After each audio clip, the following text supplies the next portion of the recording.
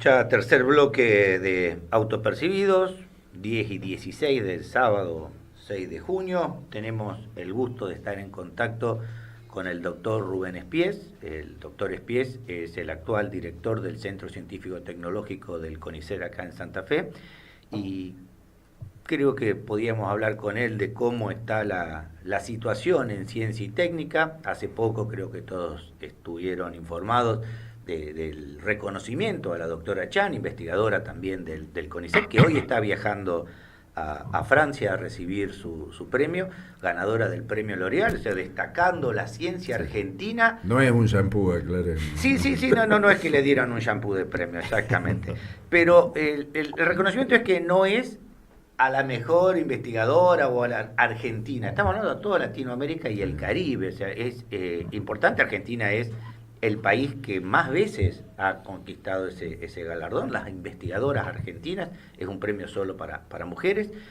Y eso contrasta con la realidad actual, ¿no? De cómo viene la ciencia, las noticias que circulan, los proyectos de ley que están hablando, y bueno, sobre eso queríamos hablar con el doctor Espies. Rubén, muy buenos días. Carlos Piña acá en Autopercibido, con Eduardo Mozo, Alba Imhoff, Alejandro Larriera y Juan Larriera. ¿Cómo estás vos? Hola, ¿qué tal, Carlos? Buen día y tu distinguidísimo panel ahí. Bueno, decimos que bien para infundir aliento, pero cada vez me siento más mentiroso diciendo eso. No me cabe duda. ¿Cómo estamos? ¿Cómo percibió la comunidad científica este reconocimiento y el contraste con la realidad nacional con respecto a ciencia y técnica, de financiamiento en las universidades y bueno, y sobre todo maltrato, ¿no? Bueno, ciertamente es una clara manifestación más de que este gobierno va absolutamente a contramano de todo lo que necesitamos en ciencia y técnica y de cómo se hace ciencia en todo el planeta, ¿no? Es casi una ironía.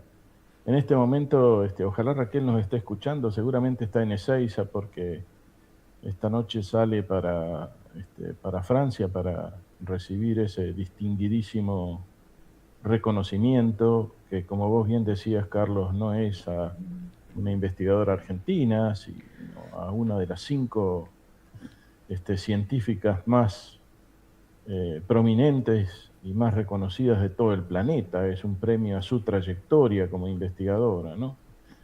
Y como vos bien decías, eso la encuentra y no se encuentra, en particular a Raquel, porque obviamente su instituto, el Instituto de Agrobiotecnología, es y está muy, muy afectado por los recortes presupuestarios, porque no hay absolutamente dinero para nada, para insumos, para equipamiento, nada, ¿no? Pero sí, es casi una ironía, pero bueno, la seguimos remando. Creo que una de las cosas que no nos van a quitar es la resiliencia, pero ciertamente las cosas se van agravando paulatinamente. Las políticas son muy, muy perversas y hay cuestiones que lamentablemente, a diferencia de lo que puede pasar con una pyme o con una empresa, donde bueno, las máquinas se vuelven a encender y volvemos a producir, en el sistema científico no es así. Conseguir que una persona se inserte en el sistema científico lleva por lo menos 13, 15 años. Entonces lo que quede después de esto va a ser muy, muy, muy difícil y va a llevar muchísimos años reconstruirlo, ¿no? Sí, Rubén, eso que dijiste vos del parate, lo comparto totalmente, soy parte del sistema y sé que es así, pero ¿en qué impacta a la sociedad? Porque si no, por ahí parece ser un reclamo sectorial de los y las investigadoras que queremos continuar trabajando en nuestras temáticas. Pero ¿qué impacta al país? ¿En qué le impacta a la sociedad que no haya un sistema científico o que haya este gap que vamos a tener en los próximos años?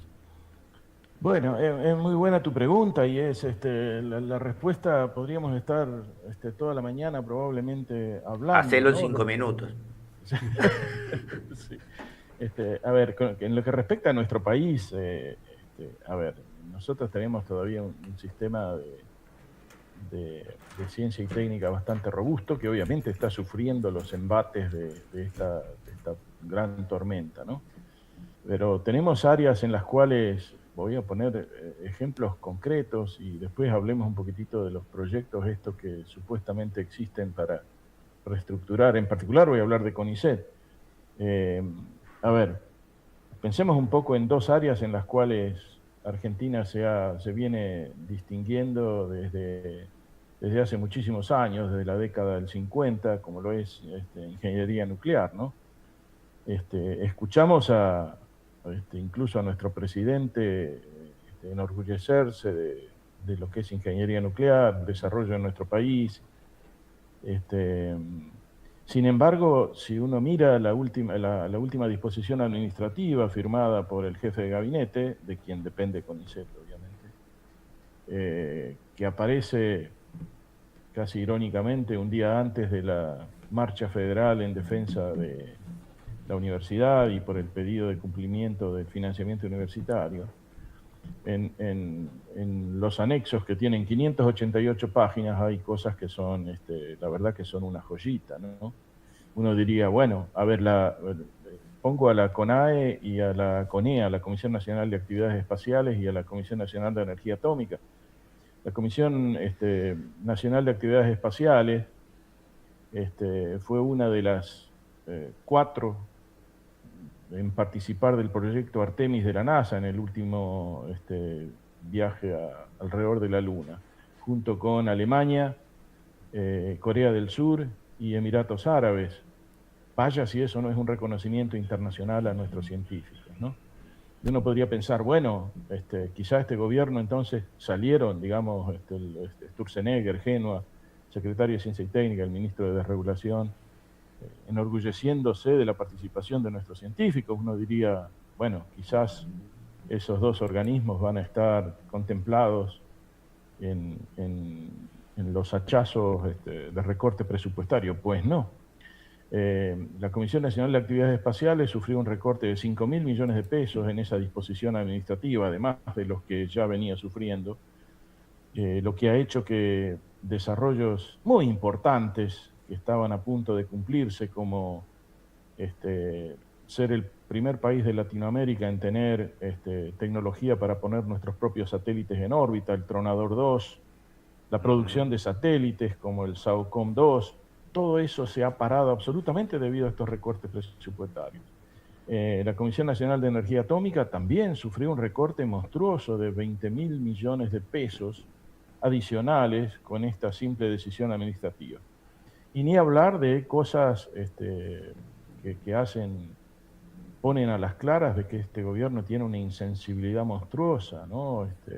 En programas de lucha y detección temprana contra el cáncer, recortes monstruosos, vialidad, INTA, INTI, etcétera, etcétera. Sí, todo el sistema científico está atacado. Absolutamente todo el sistema científico. El CONICET también, 3.200 millones de pesos de recorte adicional, lo cual va a repercutir seguramente de manera muy significativa en el otorgamiento de becas. Eso a corto, mediano plazo significa que el insumo principal de la actividad científica, que es la reposición del material humano, no se va a dar. Te consulto, Rubén, yo me imagino Sí. que todos acá en la mesa están en tema, pero para repetirlo y contarle a la audiencia, puntualmente el caso de Raquel Chang, que le ganó este galardón. ¿Nos puedes contar un poco de qué se trata el trabajo de ella? Un poco también para mostrar qué tipo de investigación sale del CONICET y qué es lo que nos estamos potencialmente perdiendo con estas políticas que tenemos ahora. Mira, no, el premio a Raquel Chang no es un premio a un descubrimiento en particular, sino el premio a su trayectoria. Ciertamente, Raquel ya venía siendo una científica muy conocida, pero se hizo aún más conocida con sus descubrimientos en modificación genética de semillas, al hacerlas resistentes a la sequía y a estrés hídrico. Eso fue lo que la catapultó, digamos, a la cima de las científicas más reconocidas del planeta. Raquel ya está a punto de jubilarse, pero obviamente tiene una trayectoria muy, muy frondosa en un montón de cosas. Esto del trigo, el HB4, que lo habrán escuchado, ¿viste? De la cual surgió una transferencia muy importante que generó la empresa Bioceres, una transferencia muy impactante a nivel nacional, con repercusión internacional. Ha sido uno de sus principales logros, ¿no? Rubén, Sí. y desde lo local, ¿cómo está el CONICET? ¿Cómo viene? Porque las noticias o gente que hemos entrevistado en el pasado había mencionado pérdida de recursos, vaciamiento de laboratorios. ¿Cómo viene la situación? ¿Se mantiene derrumbe, por decirlo de alguna manera, o ya se llegó al piso? Eh, a ver, como te decía recién, la venimos remando, y tratando de seguir manteniendo las puertas abiertas. Pero a ver, algunos datos concretos. Desde el comienzo de esta gestión de gobierno, tuvimos 75 personas que se nos fueron en los diferentes estamentos. Carrera de investigador científico, becarios, personal administrativo, personal de apoyo. 75, y los ingresos los cuento con los dedos de una mano. Claro. Ese drenaje sigue, continúa, obviamente, y por eso esto es muy, muy perverso, ¿no? Pasó por mis manos hace unos días la carta de renuncia de un investigador adjunto de nuestro CCT, y la verdad es que era para llorar, ¿no? Porque dice, hasta acá llegué, yo tengo una familia, no puedo seguir. No es solamente una cuestión salarial, que ciertamente es una cuestión importante, porque desde el comienzo de esta gestión hemos perdido más del 40%, no sé si acá se alcanza a ver. Esta es Sí. la evolución de los salarios desde diciembre del 23 a la actualidad. Así es como estamos. Pero insisto, el tema de los salarios es una cosa importante, pero no es la fundamental, ¿no? La gente joven que necesita de insumos, que necesita de equipamientos, ve que no está pudiendo hacer sus investigaciones, entonces se van. Y ya no se trata de irse a Estados Unidos o a Europa, se están yendo ya a los países limítrofes, ¿no? Después, si tenemos tiempo, les cuento un poco cómo estamos en relación a nuestros vecinos en inversión en ciencia y tecnología. Y bueno, no sé, tengo para hablar tantas cosas Sí, que... no, yo una cosita nada más. Alejandro Larriera te habla. ¿Qué tal, Rubén. Alejandro? ¿Cómo te va? Bueno, lo de Raquel Chang, obviamente es un orgullo para todo el sistema científico nacional. Raquel es un emergente del sistema científico, ha tenido todo un desarrollo dentro del sistema, y llega en este momento a este reconocimiento a la trayectoria, que eventualmente podremos ver que arrancamos el programa hablando de los piojos resucitados y se llevó todos los premios Manuel Adorni. O sea, eventualmente hasta Manuel Adorni podría salir a chapear con el L'Oreal de Raquel Chang. A mí lo que me queda es, con este panorama y con esta situación real que no solo vos estás planteando, sino que ya todos conocemos y estamos bastante al tanto. ¿En qué medida es posible que aparezca otra Raquel Chang, que necesariamente tiene que ser un emergente de un largo periodo en el sistema? Cada vez estamos más lejos de eso, esa es la percepción. ¿Vos lo ves así también? Sí, pero a ver, hay algo que yo siempre digo, y por alguna razón, no sé si genética o misteriosa, digo, Argentina, aún en estas situaciones de financiamiento atroz, sigue produciendo estos científicos que son fuera de serie, ¿no? Vos mencionabas a Raquel, pero bueno, tenemos muchos científicos Uh-huh. de calibre internacional. Habrán escuchado hablar, sin ir más lejos, de Gabriel Rabinovich, que es un investigador de CONICET, trabajando que ha hecho importantes avances en la lucha contra el cáncer. Hasta no hace mucho se hablaba de que probablemente sería próximo candidato a premio Nobel. Tenemos científicos muy, muy prestigiosos.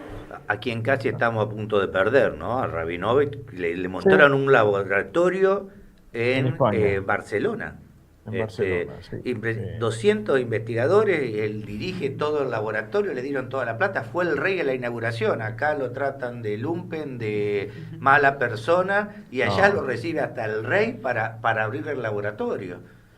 no, sí, es insostenible todo eso. La verdad que por eso digo, es muy triste todo, eh, porque no hay absolutamente ningún diálogo, no hay diálogo. Con este gobierno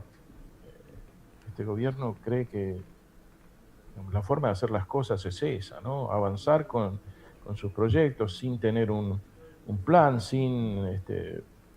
¿Ustedes escucharon alguna vez hablar de algún comité asesor en ciencia y tecnología o algún comité asesor en alguna de las áreas importantes para nuestro país? No, no existe.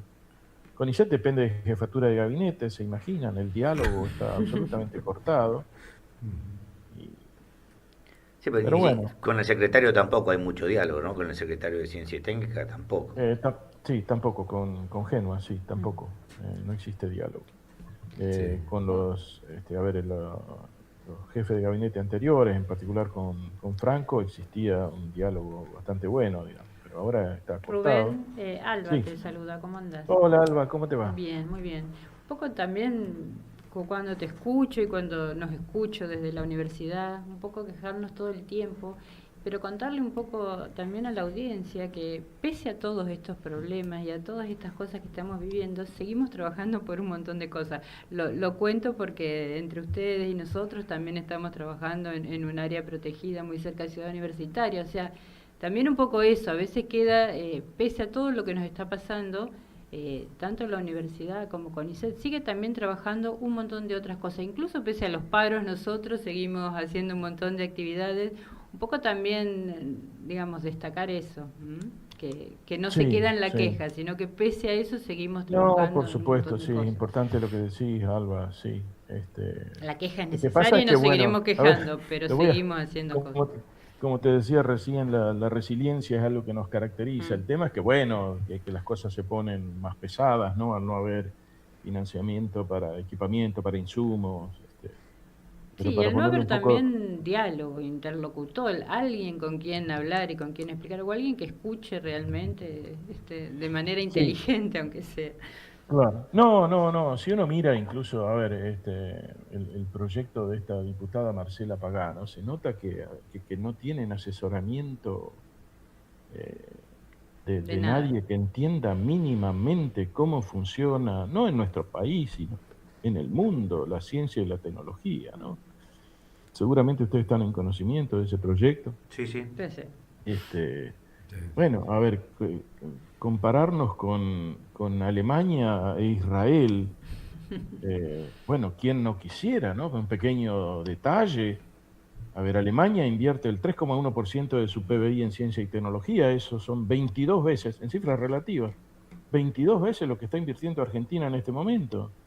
Israel invierte el 6,35% de su PBI, eso es más de 45 veces lo que invertimos nosotros, una pequeña diferencia, ¿no? Sí, sí, no en números Además, absolutos, números porcentuales del números PBI. porcentuales, sí, exactamente. Digo, además, a ver, menciona el Fraunhofer en Alemania, que claro, es un instituto dedicado a transferencia tecnológica. Alemania puede darse ese lujo, pero omite mencionar el Max Planck, que es un instituto dedicado a la investigación básica. Y hay una ignorancia supina, ¿no? Para que a ver, pensemos en cosas que en las cuales nosotros no podríamos concebir nuestra vida diaria sin esos avances tecnológicos, ¿no? Esta gente ignora que la mayoría de los saltos tecnológicos de la humanidad nacieron de la curiosidad científica pura, ¿no? Sin aplicaciones comerciales en mente en su origen. Y menciono, qué sé yo, 3 o 4. A ver, la World Wide Web